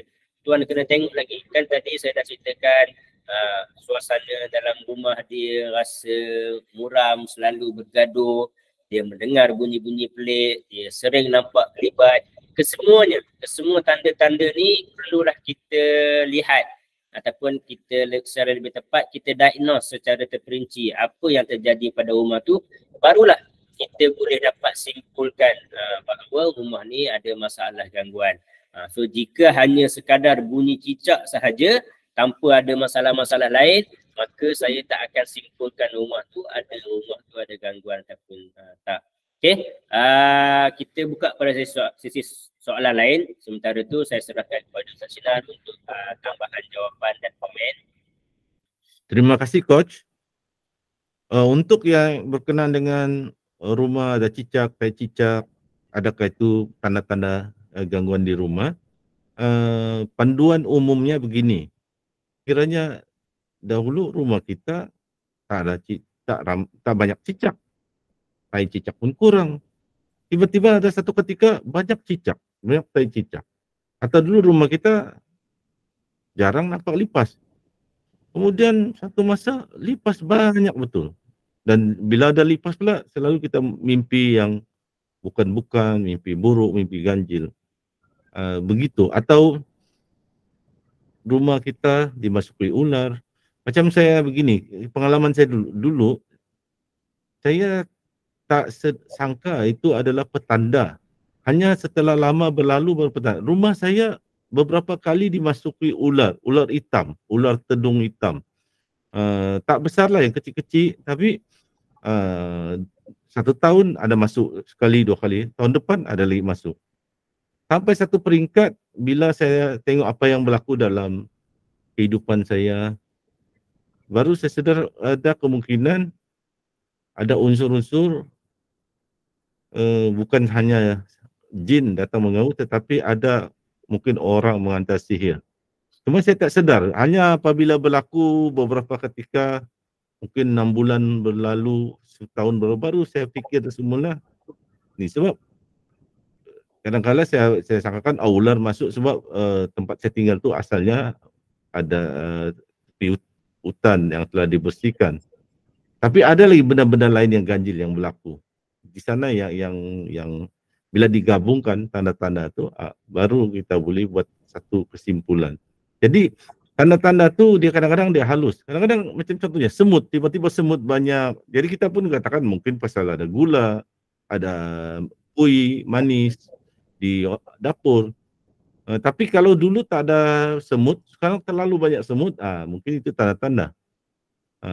Jadi begitu panduan dia. Yang kalau sebelum ini tak banyak cicak, tak banyak lipas, tiba-tiba ada lipas atau ada kalajengking atau ada lipan selalu muncul, mungkin itu tanda-tanda. Dengan digabungkan ada mimpi buruk, badan kita pula selalu letih dan sebagainya. Itu jawapan saya, panduan umumnya, bahawa tidak semestinya petanda, tapi jika dulu okey, bersih, tiba-tiba banyak muncul. Sebab saya tidak akan share, ada sebab ada soalan sudah. Nanti ada masa saya ada share satu tentang cicak ni. Ada satu kisah menarik yang saya rawat seorang yang ada kaitan dengan cicak. Tapi itu nanti ditangguhkan dulu, to be continued. Saya serahkan dulu kepada Coach Kamaru untuk soalan-soalan seterusnya. Silakan Coach. Okey, kita buka pada sesi soal jawab lagi. Boleh terus type soalan ataupun nak bersembang ataupun bertanya secara langsung juga boleh. Okey, untuk soalan yang seterusnya, selain daripada membaca surah Al-Baqarah, kalau kita selalu pasang audio bacaan Al-Quran, boleh juga kan Coach? Okey, dia macam ni. Afdalnya adalah kita membaca. Okey, afdalnya adalah kita membaca sendiri. Itu yang terbaik, sebab bila kita bacakan sendiri, kita boleh zahirkan niat. Niat kita membaca tu untuk apa? Niat kita baca untuk kesihatan tubuh badan, niat kita baca tadi untuk memagar rumah. So seperti yang saya ulang-ulang banyak kali, niat yang paling utama kita membaca ayat Al-Quran adalah untuk menarik rahmat Allah. So kita pasakkan niat yang paling utama sekali adalah untuk menarik rahmat Allah. Dengan rahmat Allah tadi, kita niatkan juga untuk kesembuhan kita. Dengan rahmat Allah tadi juga, kita niatkan juga untuk kita pagar rumah kita. Dengan rahmat Allah tadi juga, kita niatkan untuk usir gangguan jin yang ada dalam rumah kita. So kalau kita pasang audio Al-Quran, kita tak tahu hari itu dia baca dengan niat apa. So dia tak ada kekuatan niat kat situ. Bukan kata tak boleh, boleh. Tapi kalau tanya saya, berbanding dengan kita pasang lagu-lagu dan musik-musik Korea ke, ekspedisi ke, black metal ke, apa-apa dandut ke apa ke, berbanding dengan kita baca, kita pasang muzik-muzik yang melalaikan, lebih baiklah kita pasang ayat Al-Quran. Sebab walaupun kita mendengar ayat Al-Quran melalui rakaman audio, melalui telefon ataupun melalui MP3 player itu, kita mendengar ayat Al-Quran pun kita dah mendapat pahala. Cuma kalau tanya saya, kalau untuk memagar rumah yang memang bermasalah, sebaik-baiknya perlulah dibacakan sendiri oleh pesakit ataupun oleh perawat. Cuma pasang audio dan sebagainya ni sebagai salah satu ikhtiar untuk kita dengar audio, sebab bila kita mendengar audio Al-Quran, kita juga akan mendapat pahala. Dan kadang-kadang bila kita mendengar audio Al-Quran secara tidak langsung, secara spontan, lidah kita juga akan terikut-ikut menyebut-nyebut ayat Al-Quran tersebut juga akan menjadi pahala amalan kita. Kalau tanya pasal audio Al-Quran, saya sendiri pun di rumah sebelum tidur, sebab saya akan pasang MP3 Ruqyah, sebab saya ni memang perawat, so ada masa memang ada gangguan yang ikut balik rumah. So walaupun saya dah pagar rumah saya tetap juga pasang audio Ruqyah di rumah saya, sebab kadang-kadang sambil tengok-tengok TV ke, sambil pergi ke dapur ambil air, sambil mendengar audio yang dipasang dekat dinding tu, saya juga akan terikut-ikut membaca sekali lah. Ada juga lah pahala-pahala kat situ. Okay. Cuma janganlah pula nanti kita beranggapan, saya dah pasang dah MP3 Ruqyah kat dalam rumah tapi masih lagi nampak kelibat-kelibat. MP3 Ruqyah pasang tu bukanlah salah satu kaedah yang mutlak untuk memagar atau menghalau gangguan jin. Okay, Ustaz Silar ada nak tambah soalan ni? Terima kasih Coach. Ada 2 poin penting yang saya ingin tambah. Satu, sebelum itu jawapan Coach itu pun saya setuju, dan ini ada penambahan daripada saya. Berkenaan dengan pasang MP3 ini, ada 2 pendapat. Ada majoriti peruqyah kata boleh, termasuk juga Syekh Wahid Abdul Salam Bali, boleh. Tapi ada peruqyah yang strict, ketat pemahaman dia tidak setuju langsung pasang MP3 Al-Quran. Dia kata mesti baca. Tapi kami berpegang kepada pandangan seperti yang diberikan oleh Syekh Wahid Abdul Salam Bali. Kalau kita dapat baca, lebih baik 30 juz Al-Quran kita dapat baca, lagi baik. Tapi kalau kita tidak dapat baca, kita dapat baca Al-Baqarah sahaja, lebih baik. Tapi kalau kita cuma dapat baca surah-surah lazim, Al-Baqarah kita pasang MP3, lebih baik daripada kita pasang seperti Coach katakan, pasang lagu Korea dan sebagainya. Jadi adalah lebih baik. Masih ada kesan. Mungkin yang kesan lebih kuat, lebih baik adalah daripada bacaan sendiri. Tapi ada juga kesan apabila kita baca, kita pasang MP3. Jadi kena faham, ada 2 pendapat. Jadi jangan terkejut kalau ada orang yang menyindir dan kata apa ni pasang ayat Al-Quran tidak dibaca. Okey. Sebab bukan semua orang pandai membaca. Ada yang mu'alaf tu kadang-kadang bacaan dia tak lancar. Ya. Surah lazim dia pandai baca lah. Kalau surah-surah panjang dia tak dapat baca. Okey, itu poin pertama. Poin kedua, dulu saya aktif di dalam grup Ruqyah international antarabangsa.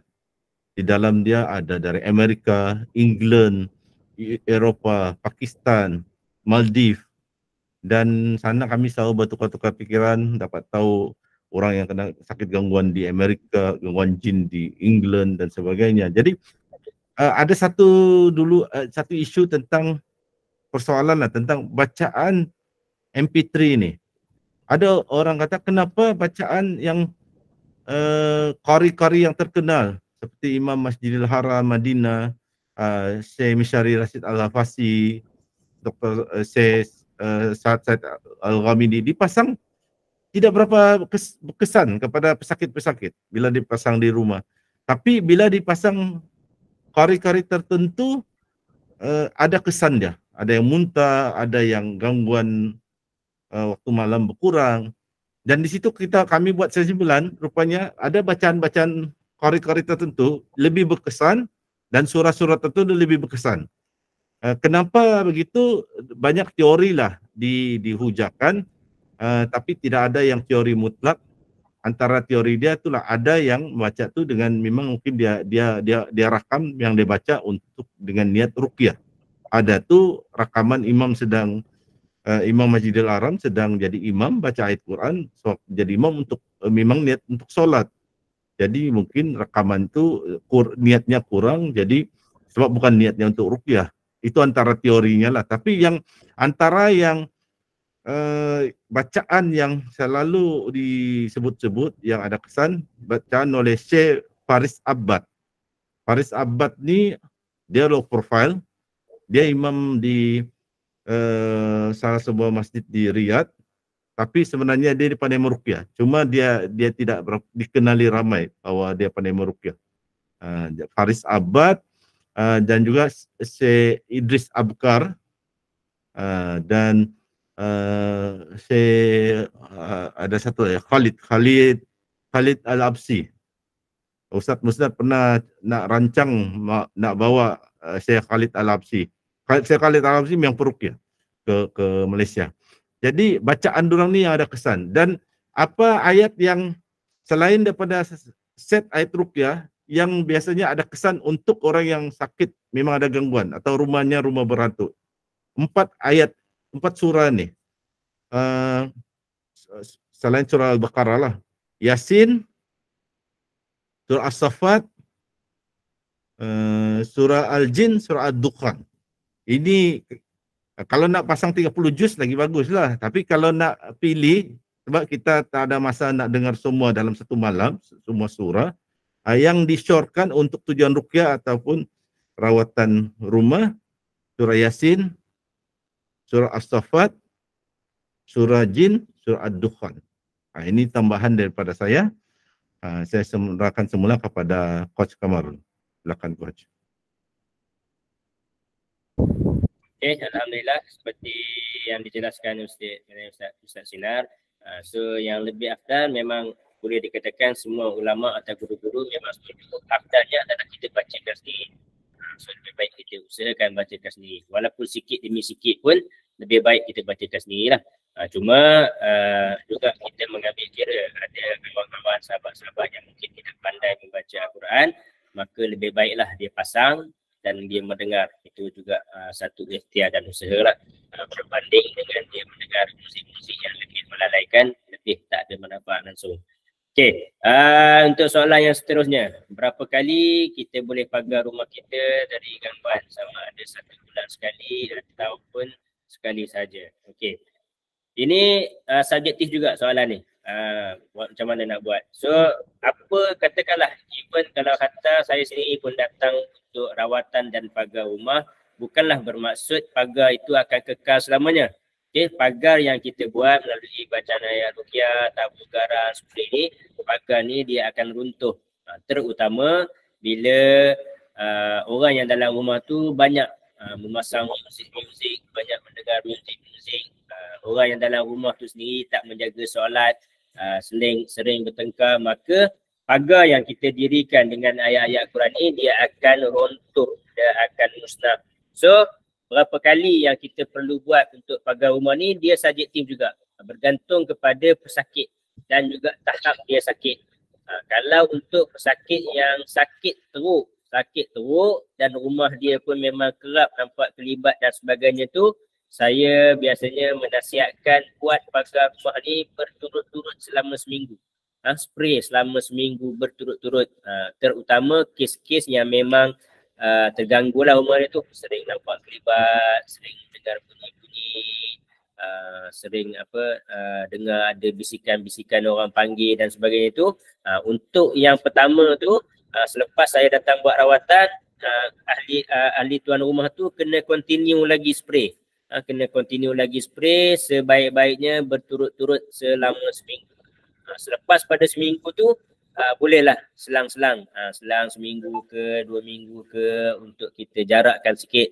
Walaupun dah jarakkan dah seminggu 2 minggu tu pun, bila nampak gangguan tu semakin berkurangan, rumah semakin pulih, mungkin kita boleh jarakkan sebulan sekali ke, 2 bulan sekali ke, 3 bulan sekali ke. So kalau macam saya sebagai perawat, memang kalau boleh tu spray, saya akan spray dengan kerap lah, seminggu sekali ke sebulan sekali saya memang akan spray. Kalau saya tak spray pun, saya akan membacakan ayat-ayat ruqyah di dalam rumah. So dia berapa kali yang nak kena buat ni dia subjektif sikit. Dan bagi saya juga tak menjadi masalah pun nak buat hari-hari pun. Sebab ini adalah sebagai salah satu ikhtiar dan usaha kita.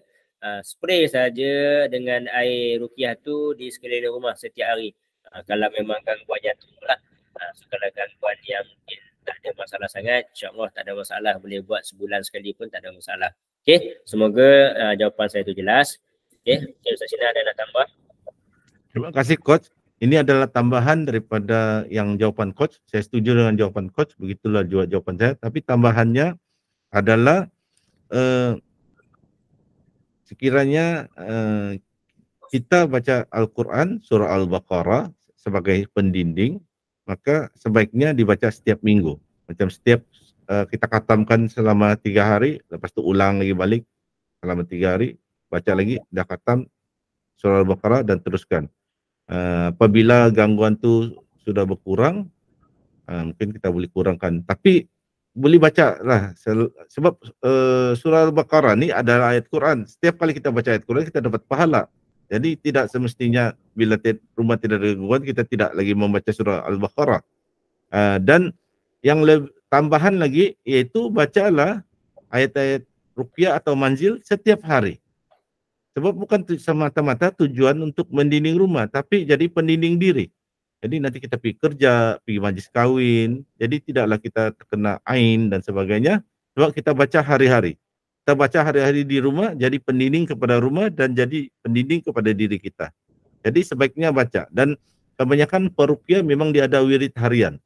Iaitu antara dia sama ada ayat ruqyah, zikir pagi petang, manzil, al-maksurat. Memang ada bacaan harian dia. Dan secara tidak langsung dia dua dalam satu. Dia jadi pendinding diri dan juga pendinding rumah apabila kita baca di rumah. Itu tambahan daripada saya. Teruskan Coach. Okey, sebabnya itu yang selalu ditekankan dan diajar oleh saya lah. So misalnya kalau dalam khusus yang bersama dengan saya selama 6 bulan, memang saya minta semua peserta khusus menghafal ke semua ayat-ayat dalam buku saya ni. 20 ayat, ada ayat-ayat pembuka, ayat 20 ayat dan juga penutup dia tu. 20 ayat ni perlulah diamalkan, dibacakan setiap hari. Kalau boleh kita nak amalkan paling kurang 40 hari berturut-turut supaya kita boleh mendisiplinkan diri kita dengan bacaan, boleh menjazamkan dalam hati kita ni yakin dengan apa yang kita amalkan. So bila kita dah beramal dengan bacaan ayat ruqyah tadi, saya boleh katakan dia akan dapat automatik peninding untuk diri kita. Bila kita amal, kita mendapat rahmat daripada Allah, automatik akan jadi peninding bagi diri kita. Dia juga akan jadi automatik terus untuk keselamatan dan kesejahteraan ahli keluarga kita. Dia juga akan automatik terus dapat untuk kerahmatan ke atas rumah yang kita duduk, tempat yang kita duduk. Sebab bila rahmat tu turun, dia akan turun pada satu tempat. Bila rahmat tu turun pada rumah, orang siapa-siapa sahaja yang dapat rahmat tu akan dapat manfaat dia. Sebab itulah kita selalu berpesan, jangan berbuat maksiat. Bila berbuat maksiat, Allah turunkan bala. Allah tak turunkan bala tu spesifik kepada orang yang buat maksiat tu. Allah akan turunkan bala di tempat berlakunya maksiat. So walaupun di tempat yang berlakunya maksiat tu ada orang lain yang beriman, tapi bila Allah turunkan bala, semua sekali akan terkena. Sebab tu kita sebab tu bagi saya, bila saya mengamalkan bacaan ayat ruqyah, saya menyuruh anak murid saya mengamalkan bacaan ayat ruqyah, memang kebanyakan daripada mereka respon dia orang positif. Sebab dengan rahmat Allah ni, bila dia orang beramal ni, banyak perkara-perkara perubahan-perubahan yang dapat kat diri dia orang, yang dapat dekat keluarga dia orang, dari segi hubungan ahli keluarga semakin baik, kesihatan lebih baik, dan juga yang saya nampak ada juga yang peserta saya beritahu, dari segi rezeki, kerezekian juga semakin terbuka, semakin murah dan sebagainya. So sebagai orang kata nasihat daripada saya, teruskan beramal, membacakan ayat-ayat ruqyah tu setiap hari. Okey, jangan kita tinggalkan. Okey, so ada soalan-soalan lain? Ada soalan-soalan lain? Sementara itu minta Ustaz Sinar ada nak tambah ke apa ke? Okey, sementara menunggu soalan, saya ingatkan kepada yang masih belum berapa lancar baca Al-Quran, 20 kelompok ayat tu memang agak berat. Jadi cara dia belajar dulu, biasakan dulu membaca dan menghafal yang 8 ayat tu yang diajar oleh Syekh Abdul Al-Bara. Sebab ayat-ayat tu pun ada juga dalam 20 kelompok tu. Jadi kasih biasa dulu yang 8 ayat. Dan satu tips lah saya bagi sebelum kita jawab soalan, tips kalau kita terbaik kita belajar dengan berguru. Macam saya dari sekolah rendah saya dah belajar mengaji. Guru saya ada lebih dari 3 orang waktu saya sekolah rendah. masuk sekolah menengah, dah pandai masuk, dah mengaji. Lepas tu bila saya dah kerja, saya masuk lagi kelas dewasa, ada lagi guru. Jadi saya punya guru pun ada lebih dari, saya rasa lebih dari 4 orang guru mengaji saya. Jadi tapi tetaplah suara saya tidaklah merdu dan sempurna seperti imam-imam. Tapi saya memang dari kecil memang budaya kami, bapa kasih anak dia kasih ajar mengaji. Jadi tapi ada kadang-kadang orang mualaf dan tidak ada guru. Kita jumpa, kita ada belajar sedikit-sedikit. Jadi cara nak kita memperbaiki bacaan kita, terutama spesifik kepada bacaan-bacaan ruqyah, kita nak hafal, nak betulkan sebutan, gunakanlah handphone kita. Handphone kita ada rakaman kan, kita rakam suara kita, lepas tu kita dengar balik. Kita akan terkejut tuh, gini pula rupanya suara saya, dan kita di sana kita bandingkan. Bila kita dengar balik di rakaman suara tu, baru kita tersedar, oh ada sepatutnya ayat tu panjang, kita baca pendek. Ada sepatutnya ayat tu kita dengungkan, kita tidak dengungkan. Lepas tu kita cuba perbaiki, kita rakam lagi, kita dengar lagi, kita delete. Begitu cara kita nak memperbaiki. Self learning, kita belajar sendiri sementara belum jumpa guru yang kita boleh belajar berdepan. Guru terakhir saya waktu saya dah bekerja, saya ada belajar guru terakhir saya seorang orang Indonesia keturunan Arab. Saya panggil dia Habib. Sedih juga lah, dia dah meninggal, tapi itulah guru tu dia arif tentang tajwid, dapat belajar, dan saya selalu lepas kami belajar mengaji kelas dewasa, waktu malam saya akan bawa dia pergi ke restoran, makan roti canai, roti telur, sambil tengok TV, sambil berbincang-bincang. Saya dah meninggal dan alhamdulillah seorang anak dia berhijrah di Amerika dan sekarang jadi guru mengaji di salah sebuah masjid di Amerika. Jadi itulah kita, begitu cara dia, kita belajar, kita rakam, kita dengar, kita rakam, kita dengar. Lama-lama tu akanlah jadi lancar juga. Itu tambahan daripada saya. Okey, saya serahkan semula kepada Coach Kamarul. Silakan Coach. Okey, ada soalan seterusnya. Ada kaitan ke daripada gangguan jin dengan menanam pokok bidara ataupun pokok Belanda? Okey, ini antara satu salah faham juga masyarakat kita. Tanam pokok bidara, tanam pokok durian Belanda ni dia tak akan buat jin takut dan sebagainya. Tapi sebaliknya bila ada pokok bidara ke pokok apa ni, dekat untuk kita mendapat bahan herba untuk rawatan. Itu boleh, tak ada masalah. So pokok bidara ni kita ambil daun dia untuk kita buat mandi, kita boleh rebus untuk buat minum. So rumah kita dekat dengan herba-herba penawar. Itu boleh, tak ada masalah. Tapi jangan pula kita menanam satu kepercayaan bila kita tanam pokok bidara, jin tak akan mari dekat dan sebagainya. Kalau macam tu senanglah. Tak payah panggil perawat lah. Panggil saya, tanam saja pokok bidara keliling rumah, buat pagar, tak ada jin boleh masuk. Dia tak boleh macam tu. Okay? Jangan salah faham. Bila salah faham tu boleh merosakkan kita punya keyakinan dan akidah, boleh merosakkan kita punya akidah kita lah. Okay? Itu yang dapat daripada saya lah. Ustaz Sinar mute. Okey. Saya pun setuju dengan Coach. Untuk yang soalan ni saya tidak ada tambahan. Nanti saya akan ulas yang soalan seterusnya. Teruskan Coach. Okey. Soalan seterusnya, jika tak mampu untuk menghafal keseluruhan ayat ruqyah, boleh ke kita baca dengan melihat teks ruqyah ketika meruqyah sendiri di rumah? Ya, tak ada masalah. Yang saya tekankan untuk menghafal kalau nak menjadi perawat. Kalau nak menjadi perawat, nak bacakan kepada pesakit. Kalau tak hafal, macam mana dia nak bacakan kepada pesakit? Okay? Kalau nak baca sambil melihat pula, dia ada risiko. Nanti pesakit bereaksi, menendang, menepis dan sebagainya tu, macam mana nak baca? So kalau kita duduk di rumah, kita duduk atas tiga sejadah, dengan tenang-tenang, bacalah. Sambil membuka ayat Al-Quran, sambil membuka Al-Quran pun boleh. Nak baca sambil dah beli buku daripada saya, nak baca sambil buka buku pun boleh, tak ada masalah. Tak jadi masalah. Kita mengikut kemampuan kita. Yang kita tekankan untuk menghafal kalau nak merawat. Kalau nak merawat, saya tekankan perlu hafal lah. Tapi untuk amalan, terutama pesakit, amalan kepada pesakit, nak baca sendiri di rumah, silakan. Buka lah nota-nota, buka lah buku ataupun ataupun sama sekali di telefon. Di telefon ni kita dah boleh buka PDF ayat ruqyah. Rasanya baru tadi atau semalam saya share ayat ruqyah 20 ayat tu. So boleh print dalam kertas A3, boleh baca. InsyaAllah tak ada masalah. Okey, Sasina ada tambah. Terima kasih Coach.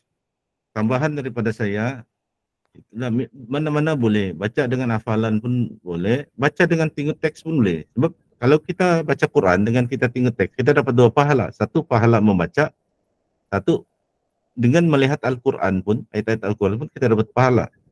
Jadi jangan rasa rendah diri kalau belum hafal. Kalau macam contohnya, kalau kita nak rawat anak kita tak payah, kita ambil buku, kita baca. Tak ada masalah. Nak rawat isteri kita, kita ambil buku, kita baca dari buku, nak rawat isteri kita. Cuma apabila kita dah terkenal, rakan sepejabat pun nak minta ruqyah, jiran pun dapat tahu jiran tak ruqyah, kita akan dapat pengalaman kita sendiri. Akhirnya kita akan buat kesimpulan kita kena hafal juga. Sebab tengah kita suka gini, Bismillahirrahmanirrahim, tiba-tiba kita kena tendang oleh pesakit kerasukan. Jadi bila kita tidak ada memegang apa-apa, kita baca dari hafalan, pesakit nak pukul, nak tampar kita, kita boleh tepis, mengelak. Jadi akhirnya kita sendiri akan buat kesimpulan bahawa satu peringkat apabila kita dah banyak kali meruqyah, kita kena hafal juga. Cuma kita bertahap lah. Kita bukanlah kita kena hafal dalam seminggu mesti dah hafal 20 kelompok ayat. Ada tu orang sebulan baru dihafal, ada tu 6 bulan, ada tu setahun baru dihafal. Jadi sementara yang kita merawat orang, kalau kita tak terbawa buku, kita baca siapa yang kita hafal. Al-Fatihah 30, peringkat demi peringkat kita akan hafal. Dan seperti yang Coach ajar, bacalah ayat-ayat ruqyah sebagai wirid harian. Bila kita dah baca hari-hari, lidah kita dah lembut, kita akan cepat hafal tu. Macam kita belajar taekwondo lah. Dulu kita white belt, tendang pun tak berapa cantik, tumbuk tak berapa cantik. Tapi dah 6 bulan berlatih, 12 bulan berlatih, tendangan pun dah cantik, dah tinggi, tumbukan pun dah kemas. Sebab kita ulang-ulang. Setiap minggu kita pergi berlatih taekwondo, karate do, kita ulang-ulang. Begitu juga apabila kita baca hari-hari, kita akan otomatik tu. Macam kita macam baca Yasin lah, selalu di kenduri kan orang baca Yasin, ada orang baca Yasin tanpa tengok teks. Sebab dah biasa pergi kenduri, pergi majlis baca Yasin. Yasin wal Quranil Hakim. Jadi otomatik. Begitulah. Kalau kita hari-hari baca, kita akan hafal insya-Allah. Dan gunakan juga teknik baca, rakam dan dengar. Lepas tu kita delete, nanti baca dan itu untuk kita boleh membantu untuk kita memperbaiki bacaan kita. Jadi itu tambahan daripada saya serahkan semula kepada Coach Kamarul. Silakan Coach. Okey, soalan daripada Puan Norma Zuriati Embong, pokok gemunggal boleh juga ke digunakan untuk rawatan penyakit gangguan? Sebab orang dulu-dulu biasa ada menanam pokok tu. Wallahualam tentang pokok gemunggal saya tak pernah dengar khasiat dia apa. Tapi sama juga seperti macam pokok bidara.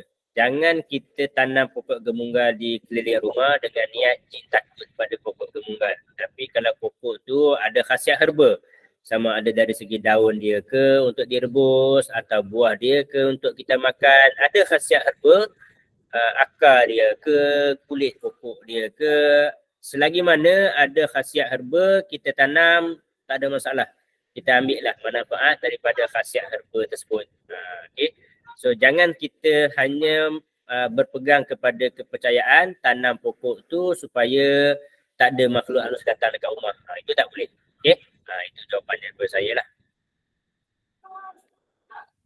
Saya Coach, saya pun tidak ada banyak ulasan sebab saya selalu dengar di pokok gemunggal, tapi saya pun tidak biasa dengan ni dengan pokok tu.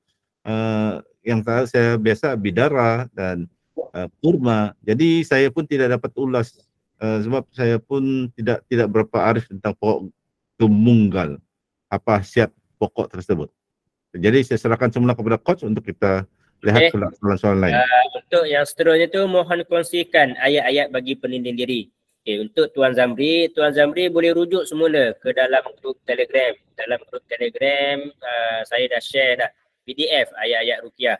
Ataupun Tuan boleh klik saja pada info rawatan, Tuan boleh pergi ke bahagian file. Di dalam bahagian ruangan file tu Tuan boleh download semua PDF file, sama ada ayat-ayat ruqyah ataupun slide-slide yang dah di-sharekan oleh Ustaz Sinar ataupun e-book. Sebenarnya kita boleh tengok balik previous note, previous text, previous file yang telah dikongsikan di dalam grup Telegram. So dah memang ada banyak dah dalam grup Telegram. Kena scroll lah sikit, kena bekerja sikit, scroll sikit ke atas, ada PDF ayat ruqyah, ada nota-nota PDF, ada nota-nota slide, ada e-book Al-Maksurat pun ada, e-book zikir pagi petang pun ada, e-book ruqyah lain pun banyak. Banyak ada di dalam grup Telegram. Kelebihan grup Telegram, dia ada database. Tuan klik saja pada info, kemudian akan ada database foto-foto, ada database video, ada database file, link dan sebagainya. Boleh download ikut kesesuaian masing-masing, sama ada nak print ke nak apa ke boleh, insyaAllah. Okay, saya rasa itu saja. Soalan masa pun dah pukul 11. Saya pun dah sampai dah ke pusat rawatan. So saya serahkan kepada Ustaz Sinar sebagai kata-kata penutup sebelum saya tutup majlis. Terima kasih Coach. Alhamdulillah, dan mungkin kuliah kita pada malam ni adalah kuliah terakhir kita untuk tahun 2023 sebab minggu depan masing-masing ada urusan, tidak ada kuliah hari Selasa minggu depan. Dan kita berharap semoga Allah memberkati dan Allah permudahkan kita ada lagi sambungan kuliah-kuliah pada tahun 2024 dan kita amat berterima kasih sekiranya ada lagi yang menyumbang untuk kita melanggan Google Meet selama setahun. Sebab sedar tak sedar rupanya dah lebih setahun kita kongsikan ilmu. Kalau kursus ruqyah tahun dah banyak dah ilmu dapat, dah boleh dapat diploma pengajian ruqyah, boleh ambil SKM sudah. Jadi kita nampak macam bersahaja, tapi ilmu-ilmu yang kita ajar ni ilmu-ilmu yang memang bukan sekadar kami tengok di TV, di video, memang kami ada belajar dari guru kami, dan ada yang kami baca juga, dan buku yang kami baca tu ada yang ditulis oleh guru kami. Saya ikut kursus Ustaz Mudar, lepas tu saya beli buku Ustaz Mudar dan saya minta izin dengan Ustaz Musdar untuk sampaikan ilmu daripada tulisan buku beliau begitu. Jadi semoga itulah kita bermanfaat. Sistem kita permudahkan. Ruqyah syariah ini adalah hak untuk semua. Asal kita orang Islam, kita berhak dan untuk membaca Al-Quran dan kita berhak untuk menuntut ilmu ruqyah. Ilmu ruqyah ini bukan eksklusif hanya untuk orang-orang tertentu, hanya untuk ustaz saja, hanya untuk orang yang merdu suara, Imam Masjidil Haram, Imam Masjid Nabawi saja yang tidak. Semua kita asal orang Islam yang mu'alaf pun boleh belajar ruqyah syariah. Yang hanya tahu hafal baca Al-Fatihah saja boleh. Inilah pendekatan ruqyah yang kami sampaikan ni. Kita berbeza dengan pendekatan klasikal yang dulu-dulu. Ini kita siapa? Kanak-kanak pun boleh belajar, remaja pun boleh belajar. Bukan macam dahulu kita kata dah dewasa, dah berumur, dah kahwin baru boleh belajar ilmu perubatan Islam.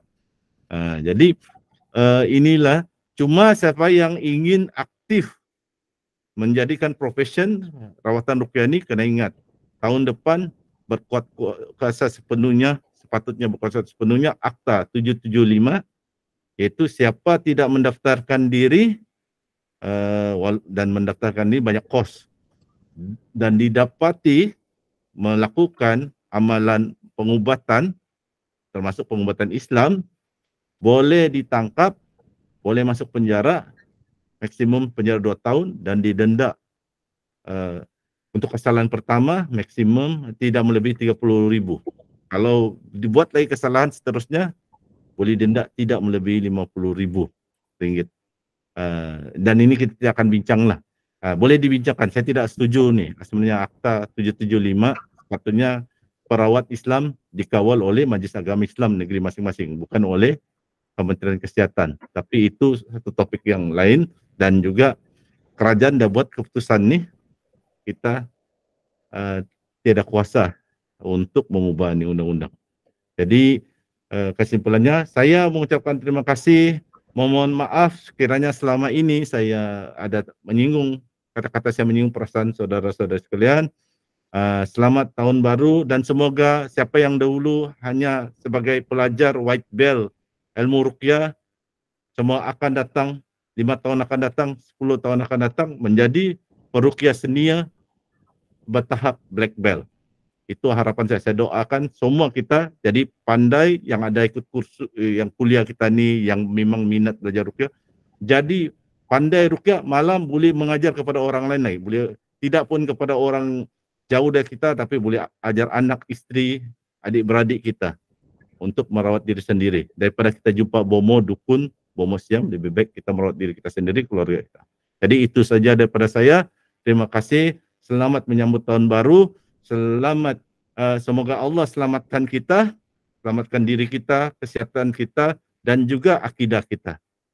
Dengan itu, setakat ini saja saya akan serahkan majlis ini kepada Coach Kamaru. Silakan Coach. Okey, terima kasih kepada Ustaz Sinar. Okey, semoga apa yang telah kami cuba kongsikan hampir setahun lebih bermanfaat. Okay, bermanfaat kepada tuan-tuan dan puan-puan. So insyaAllah untuk mengenai langganan Google Meet berbayar ni, insyaAllah nanti saya dan Ustaz Sinar akan bincangkan dahulu, tengok macam mana kami nak collect dana dan sebagainya. Sebab kalau untuk dilanggan secara berbulan-bulan, ianya agak merugikan. Dia lebih baik terus dilanggan selama setahun. Bergantung lagi, tengok dulu macam mana. Kami juga tengah sourcing juga beberapa alternatif lain. Jika ada apps lain, yang hampir sama seperti Google Meet, seperti Zoom dan sebagainya, yang boleh kita buat conference macam ni untuk lebih ramai dan juga dia tidak berbayar dan free, tolong cadangkan kepada kami apps untuk kami buat testing lah. So memang setakat ni kita tahu boleh guna Google Meet, boleh guna Zoom, tapi kesemuanya dia ada limitation dari segi masa. Sebulan kalau Google Meet dia yang free adalah selama 1 jam, kalau Zoom dia dalam 45 minit sahaja. So kalau ada application daripada apps lain, boleh maklumkan kepada saya dan juga Ustaz Sinar untuk kami cuba dululah uji kaji testing dulu. Okey, insyaAllah kuliah ini merupakan kuliah yang terakhir untuk tahun 2023. InsyaAllah sebab minggu depan kita kebanyakannya bercuti panjang, Christmas dan Tahun Baru, dan saya juga pergi dengan family dan sebagainya. So minggu depan saya tak boleh nak buat kelas, dan saya rasakan semua orang pun kebanyakannya bercuti juga. So bila bercuti ni tak bawa laptop dan sebagainya lah. Okay, insyaAllah pada Januari nanti kita tengok macam mana. Saya tak berani nak janji lagi. Jika ada rezeki, ada umur yang panjang, insyaAllah kita akan bersambung lagi siri kuliah di tahun 2024. Jika ada yang individu yang mahu memberi sumbangan untuk langganan subscribe juga, boleh juga PM kepada saya ataupun Ustaz Sinar untuk menyatakan sumbangan, nilai sumbangan itu. Sebab setakat ni saya dah check dengan Google, saya kalau untuk subscribe selama setahun, kos dia bernilai RM430. RM430 untuk 1 tahun. Okay, so cuma bila kita berbayar ni, kita boleh unlimited time, unlimited participant, dan juga salah satu kelebihan yang lebih besar, saya boleh merekod video presentation conference ni, dan kemudian saya boleh upload di YouTube lah, supaya ilmu ni dia tak hilang, insyaAllah. Okay, mudah-mudahan boleh juga sentiasa check di YouTube saya. untuk kuliah-kuliah yang lepas ataupun video secara ringkas di TikTok saya, insyaAllah. Okey, dengan ini saya mohon maaf jika ada salah dan silap sepanjang saya moderate kuliah, dan saya mohon maaf ada banyak kelas yang saya terpaksa tangguhkan dan batalkan atas kekangan-kekangan masa. So insyaAllah jika ada rezeki kita akan jumpa lagi. Saya mohon maaf jika ada salah dan silap. Yang mana yang baik itu datang daripada Allah Subhanahu Wa Taala, yang mana yang buruk itu datang daripada kelemahan diri saya sendiri. So saya tutup majlis dengan tasbih kifarah dan surah Al-Nas.